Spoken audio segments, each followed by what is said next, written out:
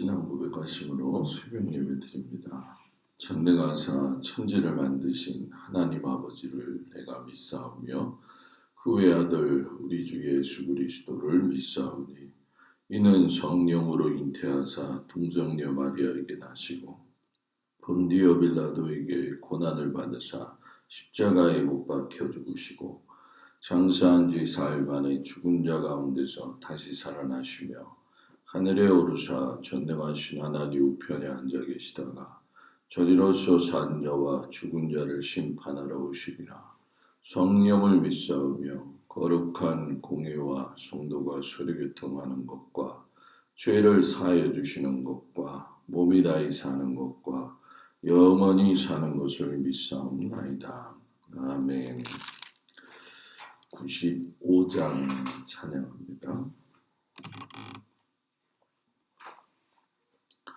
95장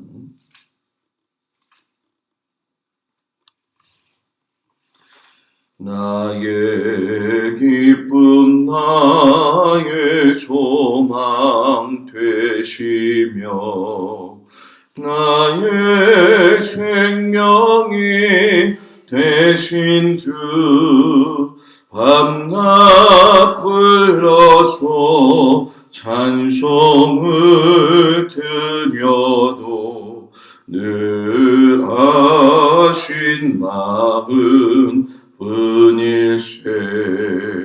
나의 사모하는 선한 목자는 어느 꽃다운 동산에 양의 무리와 늘 함께 가셔서 기쁨을 함께 하실까.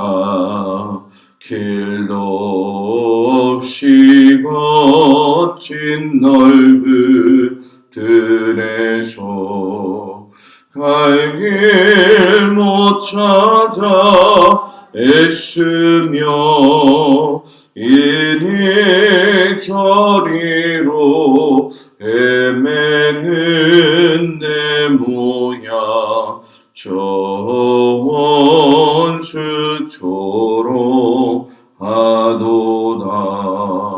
주의 자비롭고 화평한 얼굴 모든 천사도 안리며 주의 놀라운 진리의 말씀에 전지가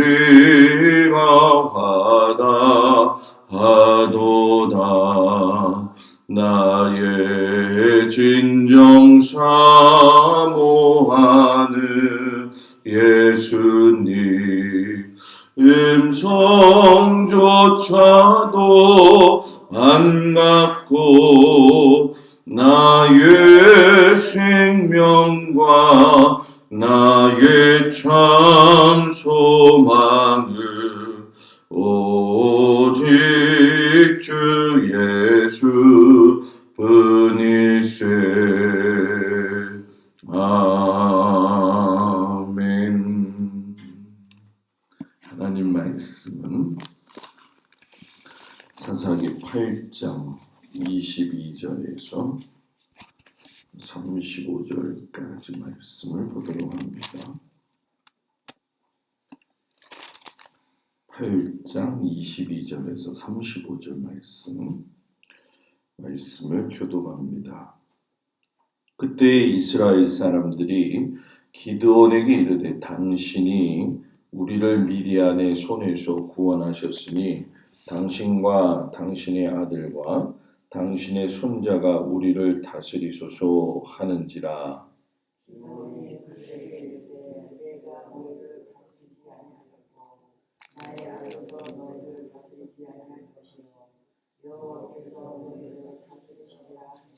기드온이 또 그들에게 이르되 내가 너희에게 요청할 일이 있으니 너희는 각기 탈취한 귀고리를 내게 줄지니라 하였으니 이는 그들이 이스마엘 사람들이므로 금 귀고리가 있었음이라.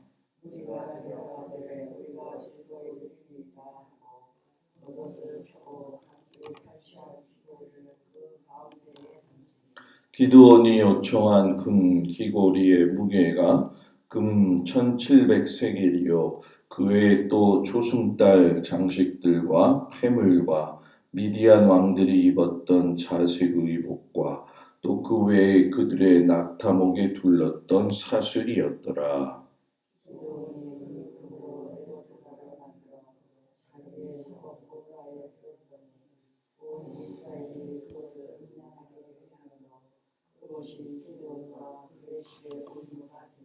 미디안이 이스라엘 자손 앞에 복종하여 다시는 그 머리를 들지 못하였으므로 기드온이 사는 40년 동안 그 땅이 평온하였더라.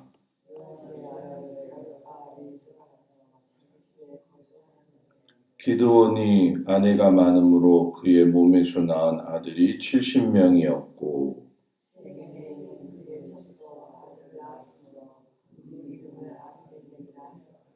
요아스의 아들 기드온이 나이가 많아 죽음에 아비에실 사람의 오브라에 있는 그의 아버지 요아스의 묘실에 장사되었더라.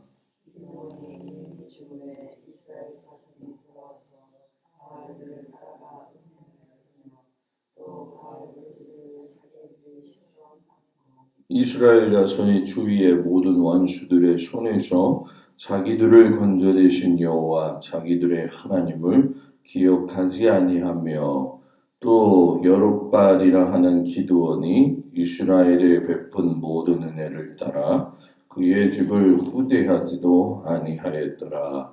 아멘. 주일 아침 주님 앞에 나온 성도들을 축복합니다. 오늘 말씀에서 보게 되면 사사기가 이야기하고자 하는 어떠한 또 귀한 내용을 보게 되어지죠. 사사기가 왕정 시대를 앞에 두고 있었기 때문에 이스라엘 백성들이 간간히 그들의 마음속에 두고 있는 것이 있었어요. 그것이 무엇이냐면 우리에게도 왕을 달라 이런 얘기죠. 기드온이 그런 유혹에 직면하는 이야기가 오늘 성경에 나옵니다. 기드온의 이야기를 하면 성경을 보지 않았던 사람들도 기드온이라고 하는 이름을 다 한 번씩은 들어봤을 정도로 이스라엘의 역사상 손꼽히는 사사이기도 했지요. 겸손하기도 하고 용감했고 또 하나님의 뜻에 대해서도 온전히 순종을 했지만 역시 그도 인간이었고 죄와 유혹으로 인해서 하나님 앞에 흔들릴 수밖에 없는 그런 인간의 한 모습이었구나 하는 것을 또 깨닫게 됩니다. 기드온이 세바와 살문나 그 왕들을 죽이고 돌아오게 되죠. 이스라엘 사람들이 그것이 너무 기쁜 거예요. 그래가지고서는 하지 말아야 할 제안을 하게 되는데 그것이 무엇이냐면은 기드온을 왕으로 삼고자 했다는 거죠. 근데 우리가 여기서 한 가지 깨달아야 될 건 기드온을 왕으로 삼고자 했던 이유가 단지 그 두 왕을 죽였기 때문에 그런 것이냐? 그렇지 않다는 거예요. 왜냐하면 이전에 다른 사사들도 많이 등장을 하고 있지만 그 어떤 사사도 왕의 자리를 제한받지 않았다는 거죠. 그런데도 불구하고 이스라엘 백성들이 기드온을 왕으로 세우려고 했었던 것은 개선하고 있는 기드온의 모습 속에서 무엇을 바라봤냐면 저런 모습이 바로 왕의 모습이 아니겠는가. 저런 모습이 우리가 생각했던 그 왕의 모습이 아니겠는가. 그러니까 그 생각과 모습이 일치하게 되어지니까 배신자들을 죽이는 그 왕의 모습, 적군의 왕들을 물리치는 왕의 모습, 전리품을 탈취해 가지고서는 행진하는 그 왕의 그 모습이 들어오니까 원하더라는 얘기죠. 그러니까 이미 기드온이 인지는 자기 스스로 못하고 있지만 사사의 성격보다는 왕같이 보여지는 모습으로 나타나고 있었다는 거죠. 그러니까 자기가 인지 못하는 자기의 또 다른 그 모습이 또 하나의 어떤 문제를 야기시키고 있구나. 사람이 살면서 하나님 안에서 내가 어떤 모습을 가지고 있느냐, 이거를 살펴보는 건 대단히 중요한 거죠. 그런데 다행히도 기드온이 왕이 되는 것을 거부해요. 우리는 이걸 어떤 의미에서 야, 기드온이 참 대단하다. 그게 아니라 당연하고 겸손한 반응의 모습이라는 거죠. 그렇게 해서 모든 일이 잘 마무리되는 듯 하는데 기드온의 한계가 드러나기 시작을 해요. 그 어디서 나타나느냐? 에봇 만드는 과정이죠. 실상 에봇은 제사장이 입는 옷이잖아요. 그 하나님 앞에 묻지도 아니하고 에봇을 만들기도 하고 백성의 금 귀고리를 갖다가 그렇게 만들어내는 걸 보니까 이 기드온도 그랬던 것처럼 이 승리했다라고 하는 자부심의 표시, 그걸 남기고 싶어 하는 그 기드온의 인간적인 모습을 보게 되죠. 그 고대 전쟁에서는 많은 왕들이 승리하게 되면 그 승리의 전리품을 가지고선 자기의 위상을 세우는 것처럼 우리 기드온도 그런 모습을 그대로 닮아가고 있었다는 거예요. 우리는 실상 이 기드온을 기억할 적에 미디안하고 싸우기 전에 그 나약했던 기드온, 그리고 하나님의 말씀에 귀 기울이면서 표징을 구하고 그 묻던 태도의 그 모습이 사라지면서 자기 생각대로 주저하지 않고 결정하고 판단하면서 행동을 하는 기드온의 문제를 발견하게 되어지는 거죠. 우리가 이런 기드온이 몇 가지 실수는 했지만 나름대로 그 뒤에 평가를 보게 되면 40년 동안 평화가 이어졌다. 실상 우리들의 입장에서는 다른 사사들이 죽고 난 이후에 평화가 깨진 것처럼 그 기드온이 한 것과 비교했을 적에 참 연약하고 부족하고 어떨 땐 재고집대로 했었는데도 하나님이 사람을 보기보다는 그 하나님의 뜻을 이루어 가시는 모습을 우리가 보게 되죠. 하나님은 역시 우리의 연약함을 다 알고 계시면서 우리를 질책하는 것도 있으시지만 하나님의 뜻을 이루어 가신다는 거예요. 그 이루어 가심에 보면서 우리가 이 기드온에서 뭔가 느낄 수 있는 것이 그는 분명히 겸손했다. 그런데 문제는 세속적인 사사였다. 어디서 그걸 알 수 있냐면 기드온에게 자식이 70명이 있었다는 거예요. 70명. 첩이 낳은 아들은 계수하지도 않았잖아요. 우리가 잘 알다시피 하나님이 왕에 갖지 말아야 될 조건 가운데는 아내를 많이 두지 말아라 하는 것을 신명기에 이야기하셨잖아요. 그런데 아내를 많이 두어서 자식을 70 낳은 것도 부끄러운 일이지만 첩까지 두어서 놓았다. 이건 바른 행실은 아니죠. 그리고 이 문제는 우리가 이제 그 다음 주간에 보는 아비멜렉이라고 하는 사람의 등장으로 인해 가지고 이스라엘 전체에 큰 비극을 가져오는 문제로 발전을 하게 되어져요. 그러니까 사람은 누구에게나 약점이 있다. 신앙의 싸움, 믿음의 싸움은 그 나의 약점을 어떻게 막아내면서 하나님 앞에 서느냐, 말씀으로 어떻게 살아내느냐, 이게 신앙의 싸움이라는 거죠. 그러니까 우리가 보여지고 보여지지 않는 사탄의 존재에 대해서 그 생각하고 집중하고 그것과 싸우는 것이 최선이라고 하지만 사탄은 이미 보여지지 않는 내면을 통해서 나의 약점을 파고 들어와서 신앙의 싸움을 이미 걸고 있다라는 얘기죠. 그러니까 내 자신의 연약한 모습을 아는 것이 신앙 삶의 승리의 원천이 되어지는 거죠. 기드온이 드디어 죽게 돼요. 그리고 40년의 평화 생활이 그냥 하나님 앞에서 빠르게 무너지죠.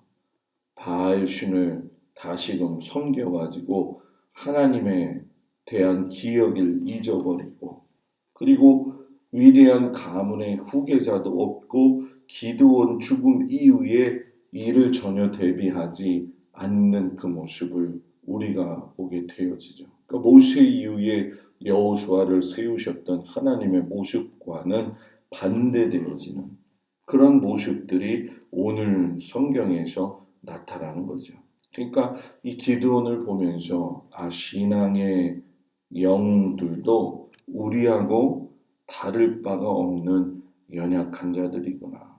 그들도 혈기와 감정과 죄의 유혹에 노출돼 있고 때로는 하나님에게서 멀어지기도 하는구나 하는 모습을 보면서 무엇인가 겸손했지만 세속적인 사사였던 그 기도원을 통해서 내 자신을 항상 살펴보면서 하나님 앞에 어떤 믿음의 태도를 가지고 살아야 될까 다시금 생각해보는 귀한 날 되셔서 우리가 하나님 앞에 믿음을 가지고 선한 싸움을 이길 수 있는 우리 모두가 되기를 주의 이름으로 축복을 드립니다. 기도하겠습니다.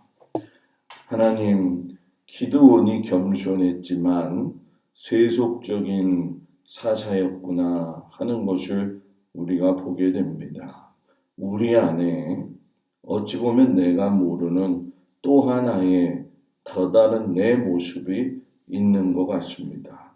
하나님 그것을 인지하고 하나님 앞에서 어떻게 믿음의 선한 싸움을 싸워 나갈 것인가 나 자신을 돌아보고 생각하며 기도하며 갈 수 있는 저희들이 되어지도록 하나님 도우시고 인도하여 주옵소서. 오늘 거룩한 주일입니다. 하나님 모든 성도들의 발걸음을 주님의 전으로 인도하시고 하나님 앞에서 거룩한 주일 잘 감당할 수 있게 하여 주시옵시며 삶의 모든 우거하는 환경과 상황들을 주님 붙들어 주셔서 모든 성도들이 최선을 다해 하나님을 섬기며 그 모든 삶의 현장에서 그리스도인으로서 믿음의 길을 잘 걸어갈 수 있도록 도우시고 인도하여 주옵소서. 가을이 다가옵니다. 우리의 믿음을 다시금 점검하게 하셔서 가을의 계절, 풍성의 계절에 아버지 영적으로도 풍성할 수 있는 저희들 되어주시고 아버지 하나님 귀한 자녀들과 삶의 터전과 모든 일터들을 주님 축복하시고 함께하여 주옵소서. 예수님의 이름으로 기도드렸습니다. 아멘. 하늘에 계신 우리 아버지여 이름이 거룩히 여김을 받으시오며 나라의 마옵시며 뜻이 하늘에서 이루어진 것 같이 땅에서도 이루어지이다.